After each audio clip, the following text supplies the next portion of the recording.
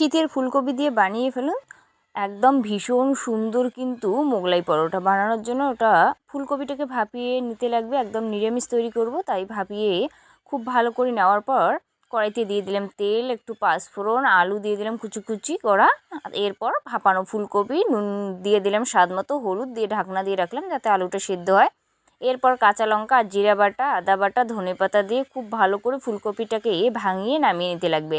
আর এপাশে যে ডোটা তৈরি করা আছে নুন, তেল আর কালো জিরে দিয়ে, সেটা 10 মিনিট রাখার পরে কিন্তু ডোটা থেকে লেচি কাটার পর এইভাবে কিন্তু গোল করে রুটিটা তৈরি করার পর ছুরির সাহায্যে চারদিকটা কাটলাম। কাটার পরে মুড়িয়ে নিতে লাগবে। ফার্স্টে লম্বা যে আছে ওই দিকটা মুড়িয়ে নিলাম, তারপর ছোট ছোট যে আছে শর্ট দিকটা মুড়িয়ে নিলাম। এরপর কড়াইতে একদম ছাঁকা তেলে উল্টে পাল্টে একদম লালচে করে ভাজলেই কিন্তু এটা রেডি। খেতে তো এটা ভীষণ সুন্দর হয় বন্ধুরা।